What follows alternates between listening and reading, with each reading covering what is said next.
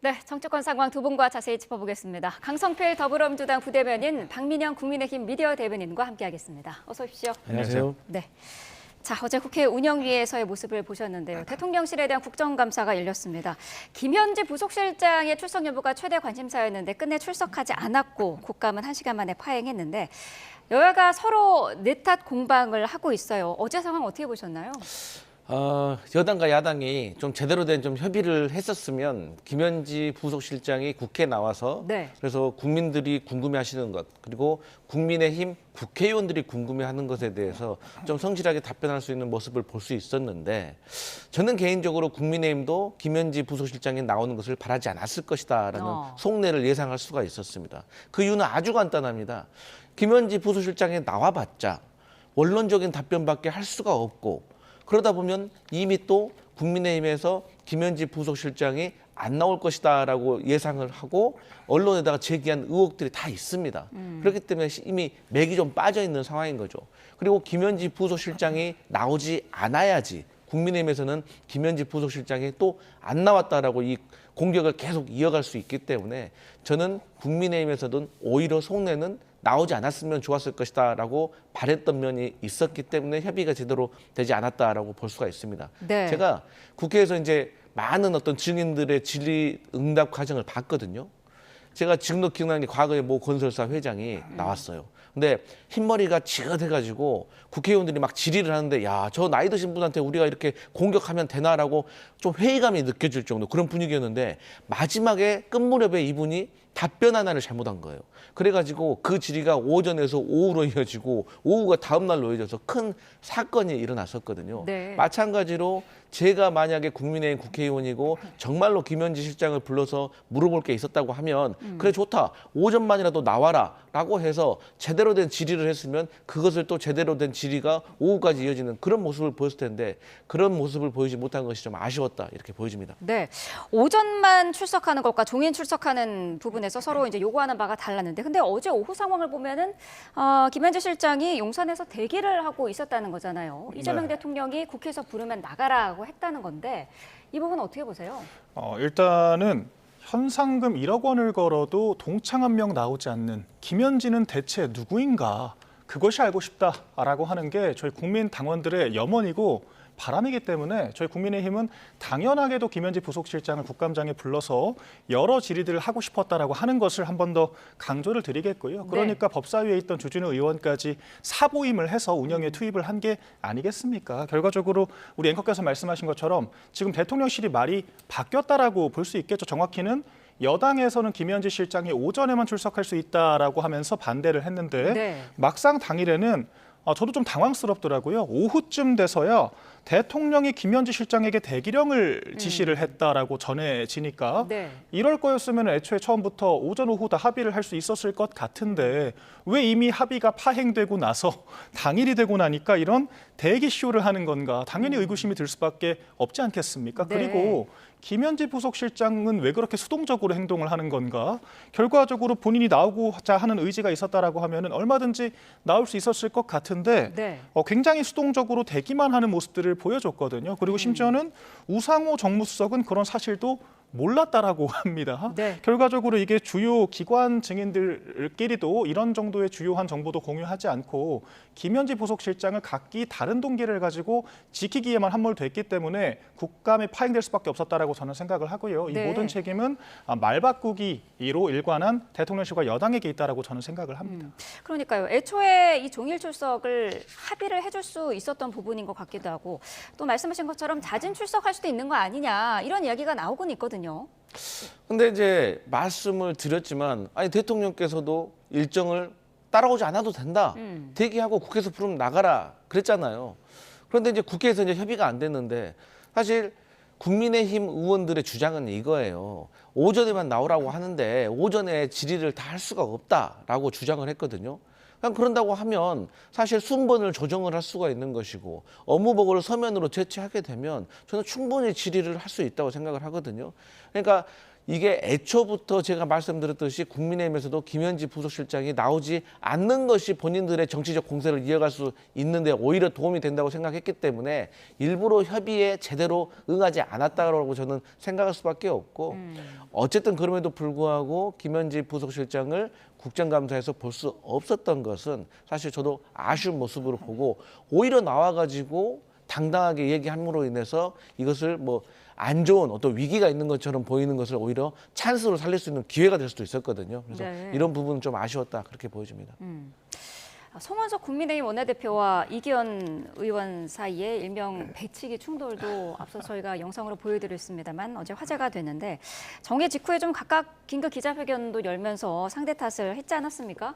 서로 뭐 본인이 잘못한 것이 아니다 이렇게 이야기를 했는데 어떻게 네. 보셨나요?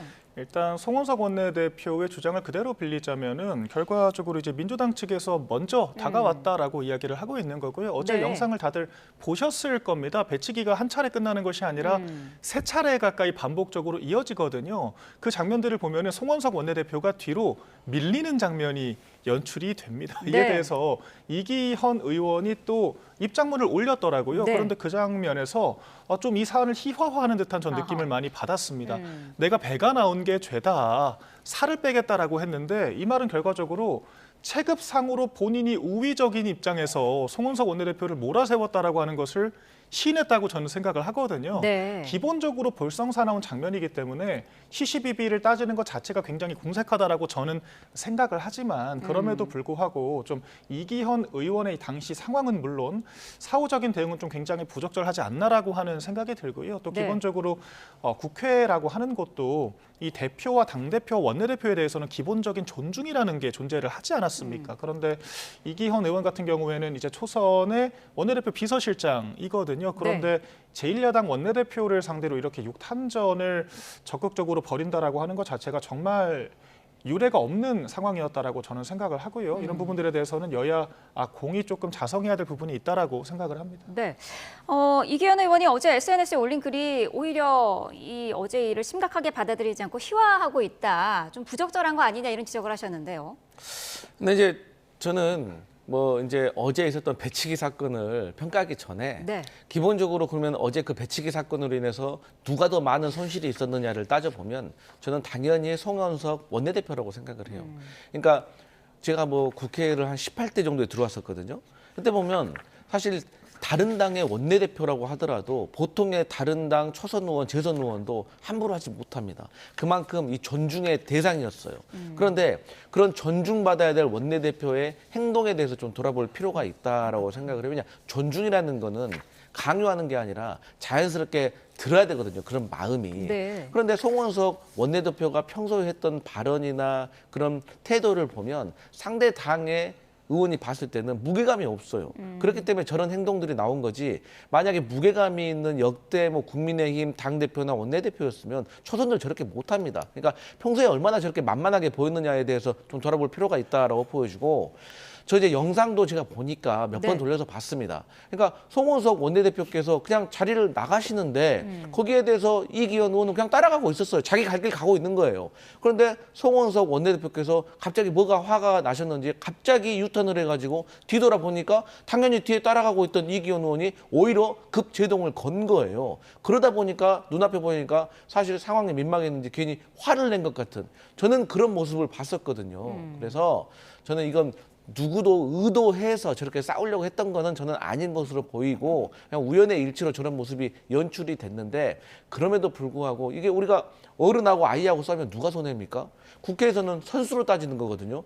그러면 초선 의원하고 원내대표하고 싸우면 누가 손해입니까? 이미 이기현 의원은 원내대표하고 맞짱을 뜬 그런 체급이 돼버린 거예요. 그래서 저는 앞으로도 송원석 원내대표께서 본인의 어떤 자리와 지위에 대해서 조금 더 심각하게 좀 생각을 하실 필요가 있다 이렇게 보여집니다. 반박하실 내용 있으실 것 같은데요? 그러니까 근데 결과적으로 장면을 보자라고 하면은 전혀 밀리지 않고 존중하지도 않고 더 기세등등하게 나오는 그런 모습들을 보였다라고 하는 겁니다. 그렇다라 그러면 누가 먼저 시비를 텄다라고 따지기 전에 쌍방이라고 국민들께서는 생각을 할 수밖에 기본적으로 없는 거거든요. 네. 그런데 내가 배가 나온 게 죄다라고 하는 식으로 이 사안을 호도를 하고 있다라고 하는 것 자체가 저는 적절하지 않다라고 생각을 하는 거고요. 사실 어제 그리고 국감장의 분위기가 갑작스럽다라고 하기에는요. 방금 영상에도 나왔지 않습니까? 주진우 의원이 한마디를 꺼내니까 여당 의원들이 말을 못하게 입틀막을 해버리거든요. 그리고 입틀막을 시켰다라고 또 항의를 하니까 그걸 또 시비를 걸면서 또다시 이렇게 또 항의를 하는 그런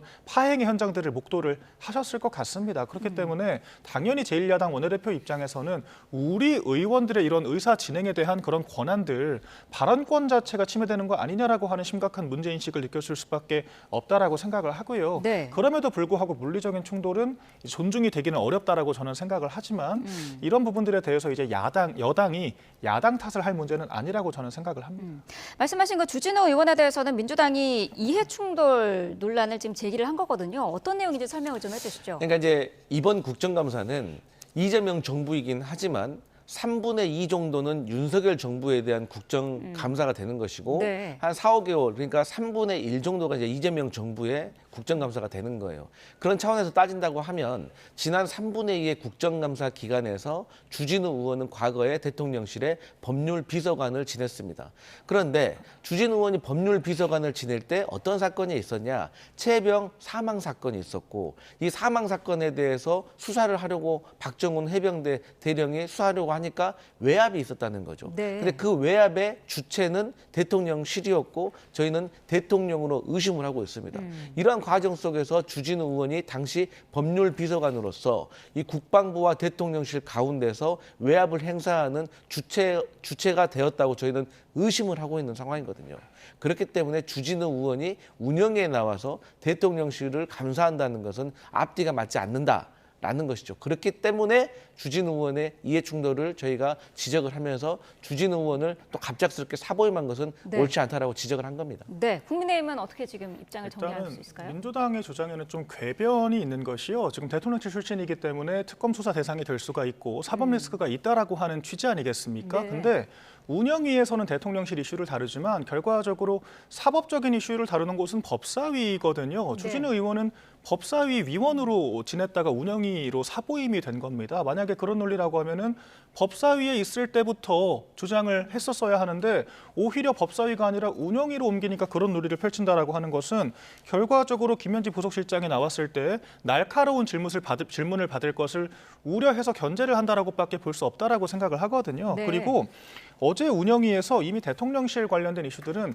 지나간 사안이었고요. 주요 화두가 되지도 않았습니다. 민주당이 억지를 쓰던데 윤석열 전 대통령과 윤석열 전 대통령실 출신의 행정관 70명을 부르자라고 또 제안을 역으로 했더라고요. 네. 그러니까 다른 말로는 김현지 부속실장의 체급을 전직 대통령 플러스 70명의 행정관급이라고 민주당이 자인한 꼴과 다르지가 않습니다. 그리고 민주당은 작년 국감에서 단독으로 김건희 여사에 대한 출석도 의결을 했었거든요. 그렇다라고 하는 것은 이 대체 김현지라고 하는 사람이 민주당에서 어느 정도로 중요한 존재인가 저희가 가늠도 찰 수 없을 정도라고 저는 생각을 하고 그리고 어제 국감장에서 김현지 부속실장의 출석을 해야 되는 이유들이 더 많이 드러났다라고 저는 생각을 합니다. 네. 제가 이 자리에서도 여러 차례 말씀을 드렸던 것 같은데 김현지 총무비서관 당시 강선우 여가부 장관 후보자에게 사퇴 요구를 했다라고 하는 보도가 있지 않았습니까? 네. 당시 대통령실이 부정을 했었는데 강훈식 비서실장이 결과적으로 시인을 했더라고요. 주의를 줬다라고 이야기를 했는데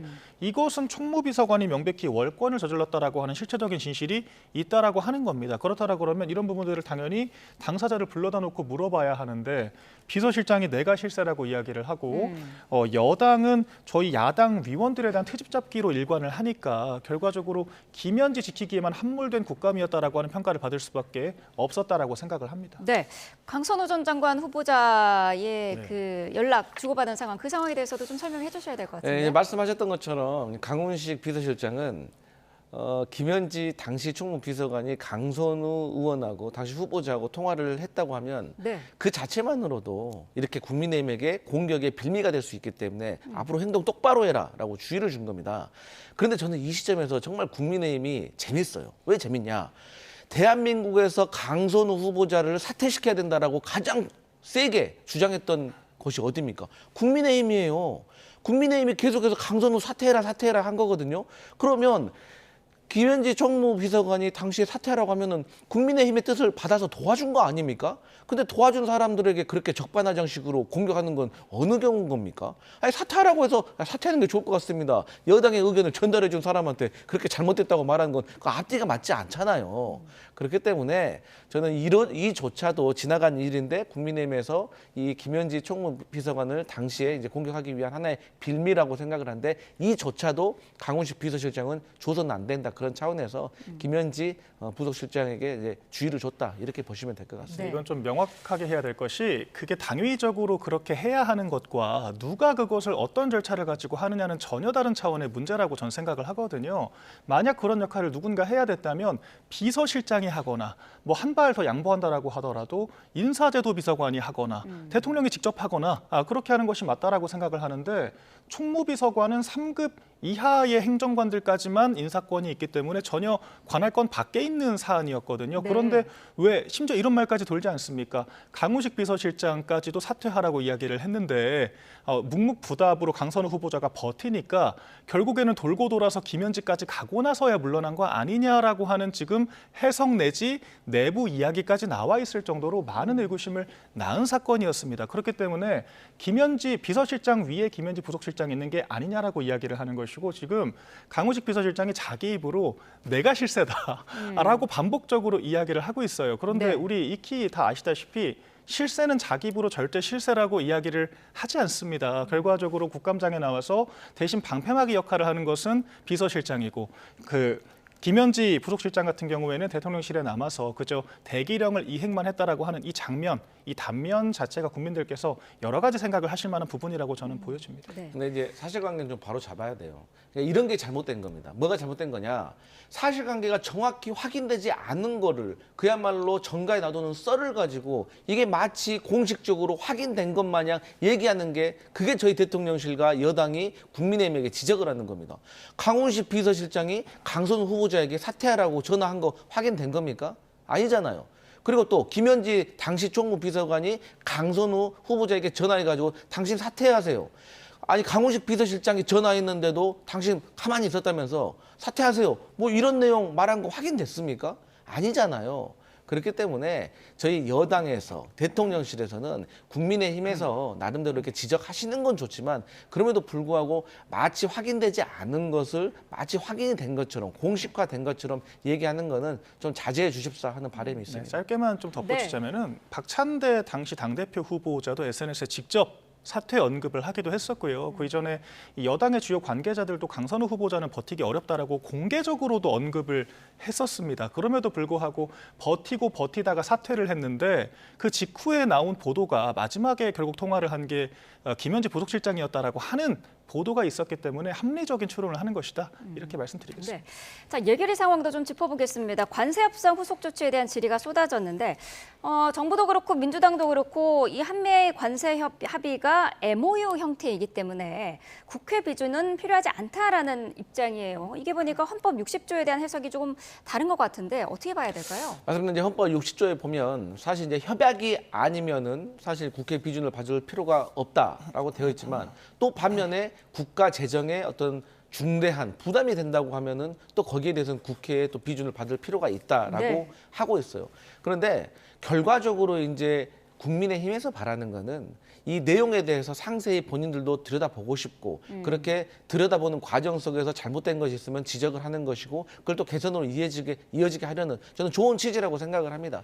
그리고 저는 정부와 여당도 사실 그러한 국민의힘의 지적에는 사실 겸허하게 같이 협조를 해야 될 필요도 있다고 봐요. 네. 근데 이제 문제는 뭐냐면 지금 현재도 미국에서 제대로 된 지금 약속 사항에 대해서 결과가 확정되지 않은 상황이기 때문에 그것은 조인트 시트가 나오게 되면 그때 가서 또 상의를 해도 될 일이다. 그리고 추가적인 또 문제가 뭐가 있냐면 지금 미국의 연방통상법원에서도 1심, 2심에서 트럼프가 다른 나라를 상대로 관세를 부과한 것에 대해서 잘못된 것이다라고 결과를 내렸고 네. 이게 사실 내년 6월경에 또 상고심이 나올 줄 알았는데 이게 연내에 나올 것이다. 상당히 서두르는 것이고 이 결과가 상당히 안 좋을 것으로 쉽게 말해서 트럼프 당신이 다른 다른 나라에 관세를 부과한 건 잘못된 것이다라는 결과가 나올 가능성이 매우 높다는 외신 보도가 있어요. 네. 그렇게 되면 사실상 지금 우리가 이렇게 소모적으로 농지행을 벌치는 자체가 의미가 있을까 그런 생각도 들거든요. 하지만 정부와 여당은 다른 나라와의 어쨌든 협약이라든지 조약이라든지 양해각서라든지 그런 내용에 있어서는 국민의힘 야당과는 철저하게 같이 공유를 하고 그 문제 어떤 확인을 해야 될 절차는 필요하다 그렇게 보여집니다. 국민의힘은 근데 이게 국민에게 어쨌든 상당한 재정적인 부담을 주기 때문에 당연히 비준 대상이라는 거잖아요. 맞습니다. 그리고 지난 8월경에 기억을 하실지 모르겠습니다만 정부도 국회의 동의가 필요하다라고 직접 시인을 했었습니다. 당시 그래서 저희 국민의힘에서는 야당에게 책임 떠넘기기식의 지금 그런 발언을 하는 게 아니냐. 결과적으로 지금 협상 과정이 부담스러우니까 국회에게 공 떠넘기기를 하는 것이 아니냐라고 비판을 하기도 했었거든요. 네. 그와 전혀 별개로 당연히 이거는 헌법상으로 국회 비준을 받아야 하는 사안이라고 저는 생각을 합니다. 실제로 저희가 30조 이번 정권 출범 당시 추가 경정 예산을 집행을 할 때도 당연히 국회 동의가 있었던 것이고요. 지금 이 관세 협상이라고 하는 것도 총 현금 투자 규모만 3,500억 달러에 달하지 않습니까? 그중에서 매년 200억 달러를 투자하는 걸로 지금 합의가 될 확률이 굉장히 높다라고 전해지고 있는데 우리 돈으로 현 환율로 매년 30조 가까운 돈을 투자를 해야 한다라고 하는 거거든요. 그런데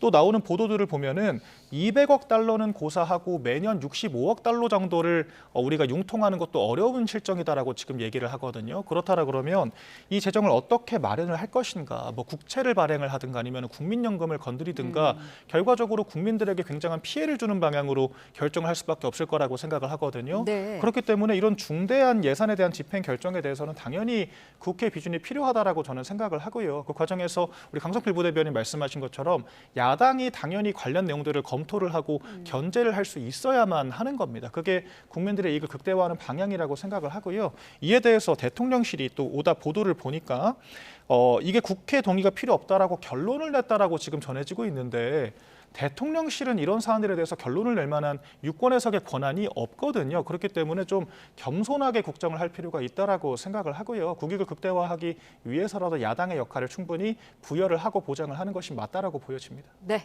자, 예결위 상황까지 짚어봤습니다. 여기까지 듣겠습니다. 강성필 더불어민주당 부대변인, 박민영 국민의힘 미디어 대변인과 함께했습니다. 고맙습니다.